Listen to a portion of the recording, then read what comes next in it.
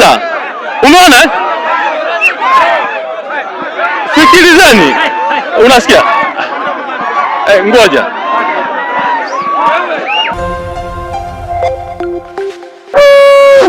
Hiyo ni mbiu ambayo imepigwa asubuhi kwa vijana wa jamii ya kifugaji katika eneo hili la Kisongo kutokana na matukio ambayo yamekuwa kijitokeza mara kwa mara ya mauaji pamoja na uhalifu katika maeneo haya. Hapa nilipo ni katika kata Mateves ambako zimeungana kata nyingine mbili ikiwemo kata ya Musa lakini vile vile kata ya Kisongo. Shida iliyoko hapa, wananchi wanavunjiwa biashara zao na wezi. Na wezi hao wamekuwa wakiwakamata, wanawapeleka polisi, hakuna hatua zozote ambazo zinachukuliwa. Lakini malalamiko pia wamesema kwamba kituo cha polisi cha Kisongo kimekuwa hakiwasaidii licha ya kwamba kimekuwepo. Lakini vile vile leo wazee wa kimila, vijana wamekutana hapa pamoja na viongozi wa serikali ya kijiji kujadili nini kifanyike ili wizi huu uishe kabisa. Walichokifanya, wamefanya shughuli ya mila ambayo ni kulaani wale wote ambao wamesikia, wameona, wamehusika katika wizi huu. Hivyo wazee wakiongozwa na Laigwanan wamefanya kitendo ambacho kimila unavua kiatu kimoja lakini kimoja unakiacha, unatembea peku, na watu hao wanakuwa wako 7 wanazunguka kama duara katika eneo ambalo watu wamekaa kwenye kikao hicho na kulaani, huku wakizungumza maneno kwamba yeyote aliyehusika, hata awe nje ya jamii ya Kimasai ama yeyote yule, basi laana hiyo impate. Lakini wakati wanafanya hayo, wameshika mawe watu wote hao 7 huku wakitamka maneno. Wakishamaliza mawe hayo wanayatupa huku wakiendelea kuyatamkia maneno. Lakini pia baadaye alikuja mkuu wa kituo cha polisi cha Kisongo. Yeye akatoa maelezo kuhusiana na malalamiko ya wananchi, lakini maelezo yake hayakueleweka. Hivyo wananchi wakashindwa kumuelewa na yeye akaondoka, na wakasema kwamba bado wanapaza sauti zao kwa viongozi wanaohusika ili waweze kuwasaidia, waweze kupata mwarobaini kwanza wa viongozi ambao wanafuata taratibu, hasa wahalifu washughulikiwe pindi wanaporipotiwa katika vituo vya polisi. Haya, huyo dada hivyo vitu vyake si alikabidhiwa? Gharama shilingi 60,000. Haya, sasa muulize huyo dada alikuja kwangu. Mimi si nilikuwepo ofisini? Kituo cha polisi anayekutwa ina maana na mamlaka na inayohusika. Na ukumbuke watu wetu hawa. Sikiliza diwani, sikiliza diwani. Diwani, sikiliza diwani. Tumezungumza hivi, kila siku unapiga kelele hapa. Dhamana ni haki ya mtu, si ndio? Dhamana ni haki na tena ni bure. Sasa wewe ukifika pale, unajua mkuu wa kituo nipo mimi hapa. Sio siamini. Unapokwenda unalikuta jambo ambalo silo, si mimi nipo? Hebu tusikilize diwani, usilete malumbano. Yaani wewe mimi nakuja, ngoja sikiliza. Unakuja ofisini kwangu, si ndio? Unamkuta labda askari amekwambia labda hicho kitu hicho. Wewe umerudi, umeenda labda kutafuta hicho kitu. Mimi si nipo?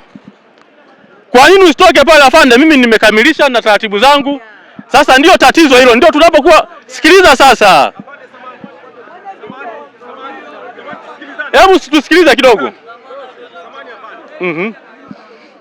Naomba tusikilizane.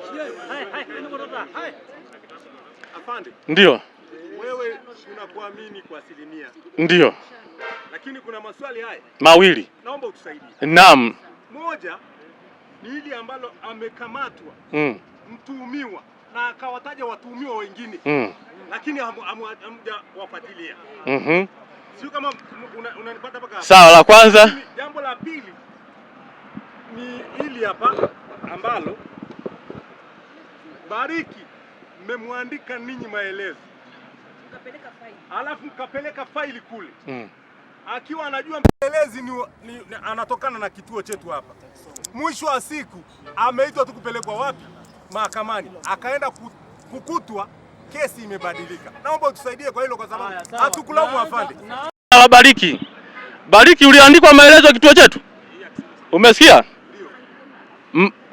huyu Bariki aliandikwa maelezo cha polisi USA na mpaka kesi inaenda mahakamani, simjui mpelelezi wangu ni nani. Sawa. Sasa kaa bwana Bariki. Utaratibu ni uko hivi. Huyu tulimwambia kwamba aliambiwa kwamba kesho yake. Ngoja kwanza nijibu kwanza hili. Ngoja kwanza. Unasikia mwenyekiti?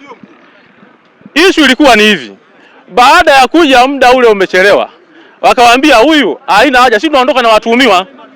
Maelezo aje yaandike wapi? Kesho. Ndio alivyoambiwa aje yaandike wapi? Kesho. Na maelezo alikwenda kuyaandika. Hapo umeshajua. La kwanza hilo. La pili, tusikilizane. La pili, hilo la watuhumiwa kuachia, sisi hatuna mandate. Sikiliza. Umeona? Sikilizeni. Unasikia? Ngoja.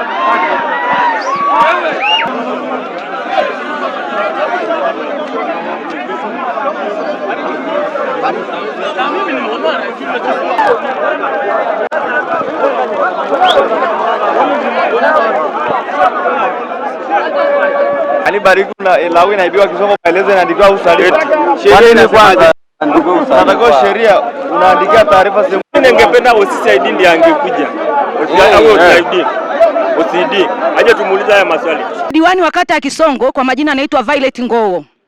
Juzi siku ya Alhamisi nikiwa na mwenyekiti wangu wa halmashauri Mheshimiwa Baraka pamoja na mwenyekiti wangu wa kijiji cha Ngorora, mwenyekiti wangu Onesmo Lamek. Tukiwa tumemaliza ziara, kuna jambo la mwananchi tulikuwa tunalitatua kijiji cha Ngorora. Tukasema sio busara, acha tumpeleke mwenyekiti wetu akapate chakula cha mchana. Maana ilikuwa ni majira ya mchana. Tukiwa tunapata chakula cha mchana hapo kwenye mabanda ya nyama ya mbuzi, nikasindikiza viongozi, nikarudi nilipe bili. Wakanifuata wale wahudumu wa baa wakiwa wadada wawili. Wakaniambia, wewe si diwani wetu? Mheshimiwa, tuna changamoto. Juzi kuna mwenzetu ambaye kwa sasa hivi ameenda kituoni USA, ni mjamzito wa kujifungua.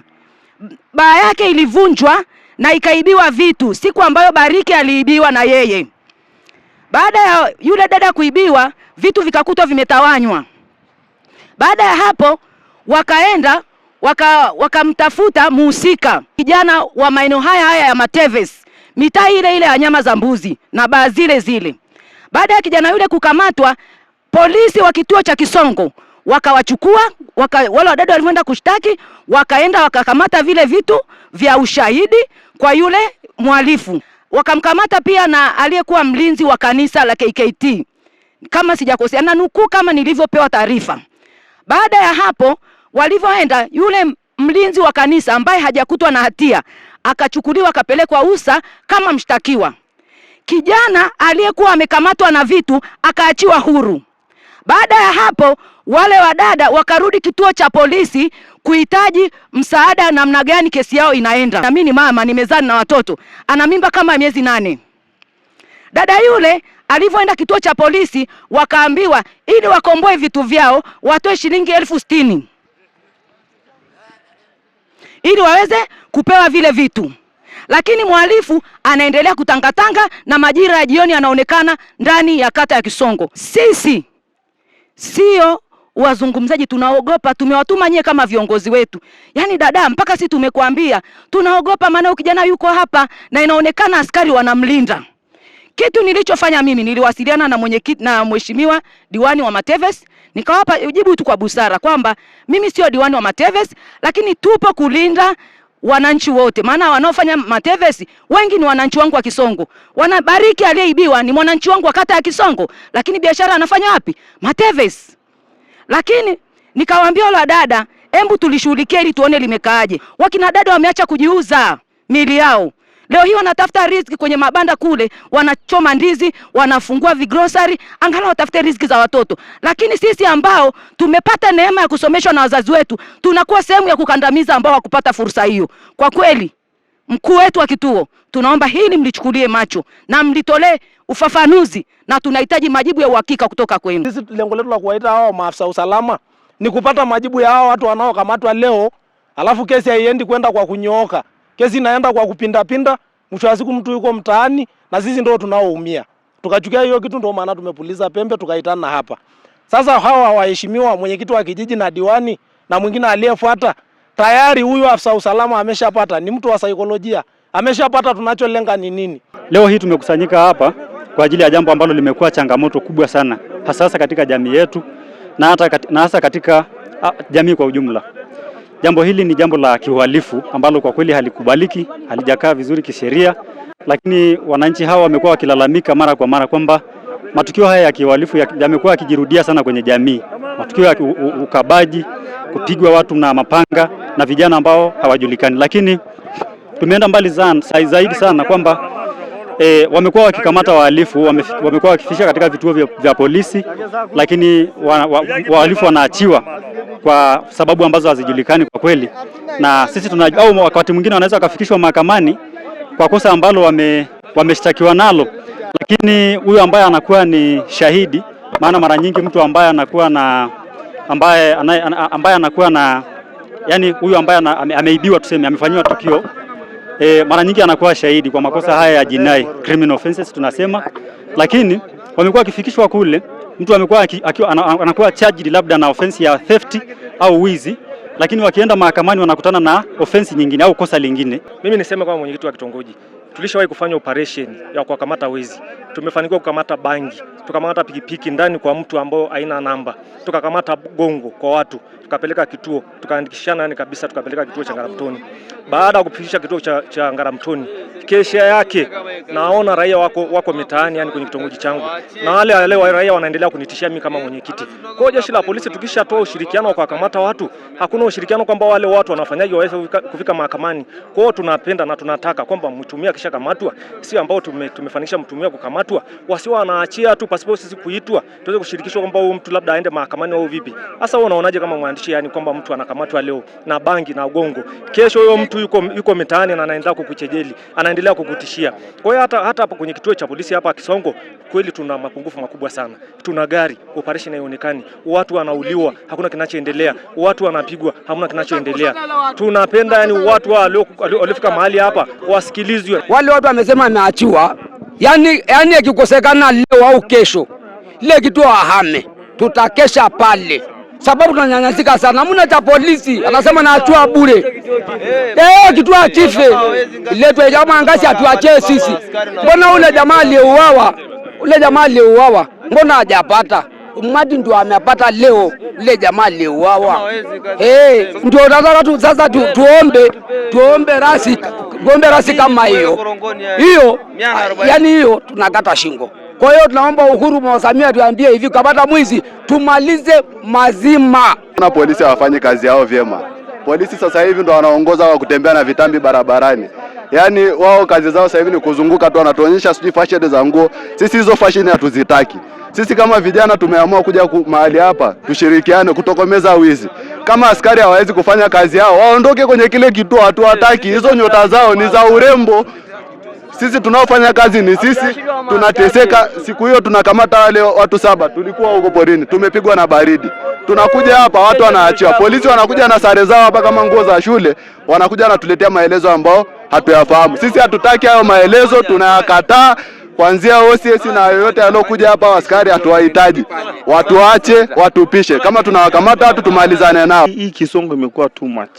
Tunateseka. Viongozi wa serikali wanatuona kila siku, hawana wanachokifanya. Watu wanatekwa, watu wananyanyaswa, kila siku tunasikia vituko. Serikali na inaona. Leo hii sisi tumeamka kuja kufanya mambo yetu, wanakuja kutuletea siasa. Hii kitu ambacho hatupendi.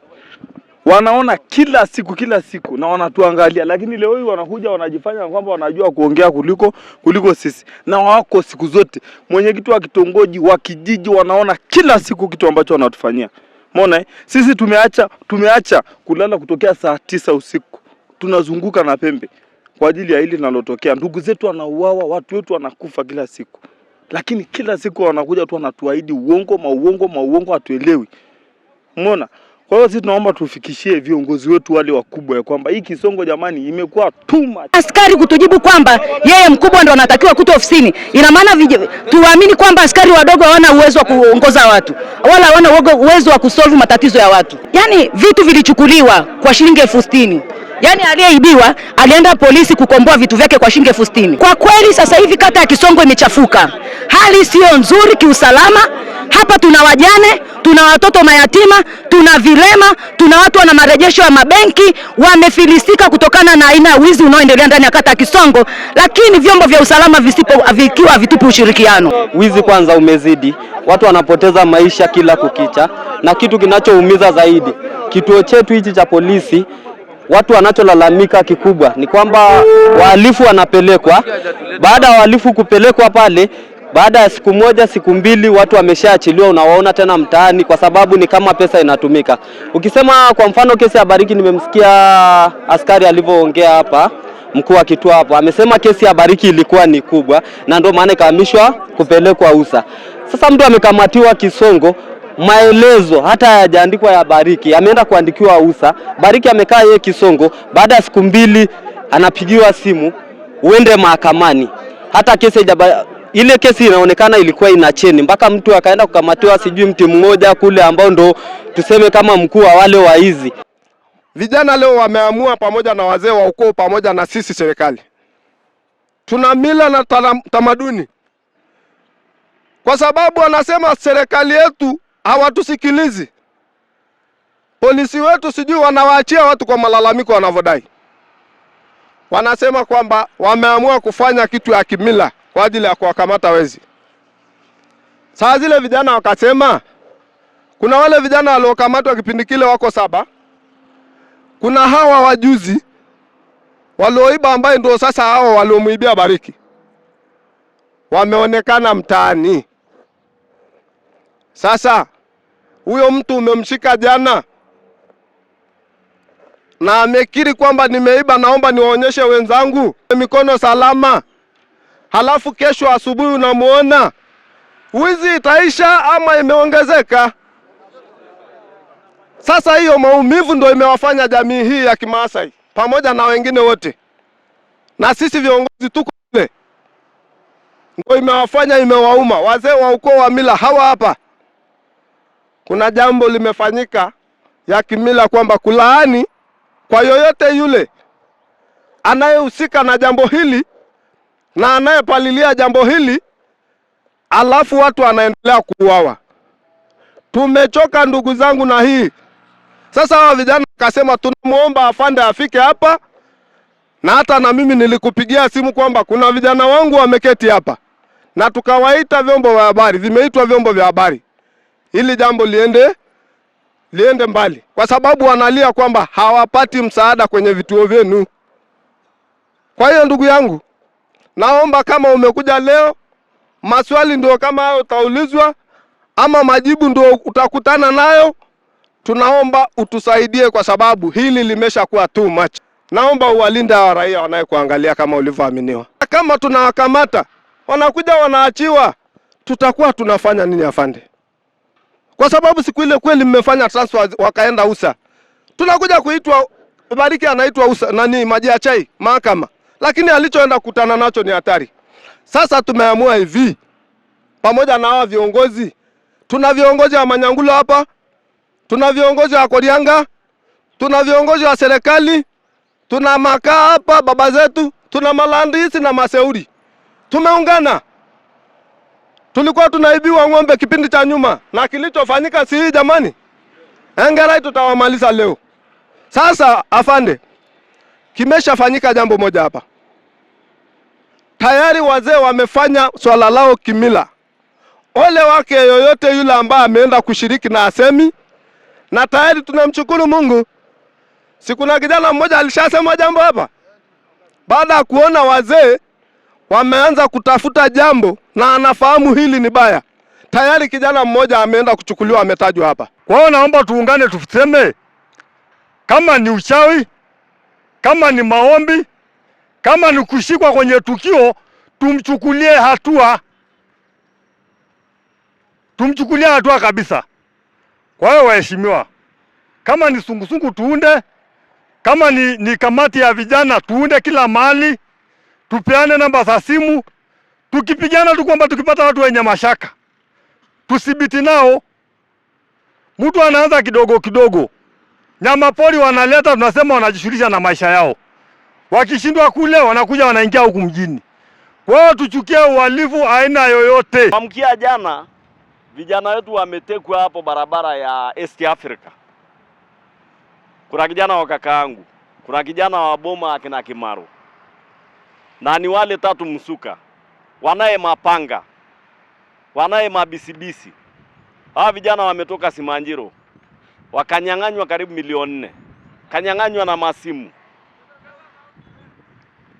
Sasa tunyokea agenda kabisa kwamba mwenyekiti amefungua agenda kwa ajili ya panga,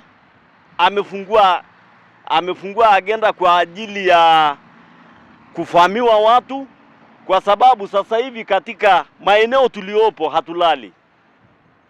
hatulali kabisa. Mapikipiki yanatembea kuzunguka maboma mpaka asubuhi, mpaka saa 10 ya asubuhi. Sasa jinsi ya kunusuru jamii hii tunyoke kabisa, kwa sababu kwanza hii kikao imekuja hapa, mwenyekiti amekuja wa kijiji, diwani hayupo, OCS wa kituo hii hayupo, na mnajua kwamba kituo hii ni ya Kisongo, mwisho wake ni Tanapa. Tumeisha. Kuna kijana aliuawa pale Haki Road, akawekwa. Tulikuwa kwenye msiba kwa kina Karani la mama, tukasikia hiyo ripoti kwamba kuna mtu ameuawa, amekutwa karibu hii ni siku ya 3 ameoza. Tukasikia kwamba ameuawa na pikipiki imechukuliwa. Kuna kijana wa Lekinyi ambaye anaduka hapa, mimi nimemfikia kabisa, amevunjwa mguu na waliomvunja na kuporwa hela ambayo sijui ni ngapi, na wanaomuibia ni hawa watu ambao wanaitwa 3 mzuka na majambazi. Kuna matukio mengi. Hili tukio la jana kwa wale vijana wa Kinatilia na wengine, jana ndio imetokea. Jamani, hatuwezi kuhesabu. Watu wameumizwa, watu wanauawa. Jamani, tuamke tueleze matukio yaliyotoka. Sasa niwaambie kitu kimoja. Mimi ni mwenyeji wa Likamba kama nilivyosema. Hii njia ni njia ya bangi na miraa. Jamani, si mnaonaga? Semeni tu ukweli. Zaidi ya pikipiki 10 zinasindikiza miraa. Na mimi ni mjumbe wa serikali. Sasa nikatoa hii taarifa. Nimetoa taarifa kwa afande Amala, askari wa kata. Kwa hiyo anajua. Nikaja kwa ajili ya ile kifo iliyotokea pale, nikamfikia OCS mimi mwenyewe kwenye kituo. Unajua ni usalama wangu na hatarisha, lakini wacha nife. Nikamfikia OCS. Nikamwambia OCS, una ripoti ya mtu aliyeuawa? Akaniambia hapana. Mnaona kitu kama hicho? Nikasema nimpigie OCD. Nikafikiria, nikaona ni kama namshtaki. Nikasema nimpigie RPC. Nina namba ya masejo hapa. Nimpigie RPC. Lakini nikafikiria, nikasema na washtaki nitatengeneza maadui. Sasa hii kitu imekuwa too much. Manake wanaouawa ni watoto wetu, ni wazee wetu, ni wakina mama wetu. Sasa imefika mwisho. Hata wazungu wanasemaga enough is enough, no more. Imetosha. Sasa hata kama tutauawa, wacha tuuawe. Manake wacha niwaambie ukweli. Na waambia ukweli. Kikulacho kinguoni mwako. Wako humu. Na vijana wetu wanawajua, wanachanganyikana. Maana yake huwezi kuiba bila kuwa na mtu wa jirani ambaye atakuelekeza. Neno uwaga tunaongea. Olai Nyamoni, Olai Rengesoni. Kwamba huwezi kuiba kwenda kufungua ng'ombe kwa mzee Luka hapa bila kuwa na mtu wa jirani ambaye atakupa direction. Sasa ndugu zangu waandishi wa habari, tumeisha. Serikali naomba iamuke. Ilifikia wakati tunasema hata hii kitu haina maana. Haina maana. Manake mimi najua polisi yote ni mlinzi wa wananchi. Sasa wanafanya nini? Kwa hiyo ndugu zangu, vijana wetu walitoka Ngorora wakiwapeleka vijana kule porini kama mnavyojua. Wakaenda wakawakuta watu 7. Wakashtuka na wakaenda wakawazingira, wakawashika. Baada ya kuwashika 2 wakakimbia. Hao 5 je, wako wapi? Unajuaje kama wameachiwa? Ndugu waandishi wa habari, leo OCS angekuwepo hapa asikie mambo. Leo afande Amala angekuwepo hapa ili asikie hii taarifa. Kama nitakuwa adui, wacha nife, lakini kwa ajili ya watu wetu, watoto wetu. Siku moja nimeenda na jamaa moja anaitwa National. Yule hii barabara iliharibika mpaka ikawa haipitiki. Tukazunguka Haki Road. Mimi na huyu alikuwa anaendesha pikipiki. Sasa tukaenda polepole speed ndogo. Wao vijana wakaja wakiwa wawili. Nikamwambia National, unawaona ndio hao. Tulivyopishana nao dakika moja wakaturudia. Sasa nikatumia ujasiri, nikamwambia ngoja kidogo. Akamwambia wewe, akasema si nilikwambia watu wanachuma. Maana yake nimefanya unajua lazima nitumie technique. Maana yake wangetuua. Sasa kama unaenda na kufuata nyuma alafu akukate hapa, utafanyeje? Ndugu wananchi, na waomba jamani, tuwe serious na hili swala. Tuwe serious na hili swala. Maana yake tumeisha. Hata sasa manyumbani wanaweza kutufuata. Hatutoruhusu. Hata kama ni wa Mateves, hata kama ni wa ndugu yangu, hata kama ni wa nani. Tukamwambia polisi hawa waende mahakamani. Sasa tumeambiwa kwa sababu hiyo ni kesi ambayo imefunguliwa kama ni kesi ya jamhuri, tutaitwa siku ya kwenda kutoa ushahidi. Na siku mimi nikiitwa, ndugu zangu, mimi nataka niwahakikishieni, nyeusi ni nyeusi, nyeupe ni nyeupe. Hata kama ni wa kwangu, hatutaweza kukubali kitu kama hichi. Kwa hiyo mimi niwaombe, mimi kwa kweli nafurahia mno. Mimi nashindwa hata niseme nini juu ya hili ambalo kimsingi mmefanya ninyi. Asiyejua kwamba wizi umezuka, wizi umeibuka, tena sio wizi wa kuvunjiwa, ni wizi wa kuua. Watu wamepoteza maisha, vijana wamepoteza maisha. Kuna jambo moja mwenyekiti wa kikao na wenye vitu wa vijiji mmepunguza kwa agenda hii ya wizi. Tusingetakiwa tu hii kabila ya Wamasai peke yake leo. Baada tu ya kujulikana kwamba agenda ni wizi, mbiu yote, bodaboda yote, vijana wote walioko Kisongo hii, wote watolewe waje wakae hapa. Hata hiyo kitu kinachotakiwa kwenda kufanywa na wazee wakubwa, nao wangekuwepo, manake hawa wamo na wale wamo. Pande zote mbili wamo. Kwa sababu mtu hawezi kuja kutoka mjini bila kuwa na refa wa hapa. Mtu atoki Likamba bila kuwa na refa wa hapa. Mtu atoki hapa aende Engorora bila kuwa na refa wa Engorora. Kwa ni vizuri sana kama hili jambo lingejulikana mapema, paka duoku na ayonare utambodabodani, nao wote wangetolewa waje hapa, kwa sababu wanajuana. Ili hiyo jambo linalokwenda kufanywa na wazee lifanyike. Na tunatoa ushauri, mheshimiwa wenye vitu wa vijiji, natoa ushauri mbili ili tukamalize.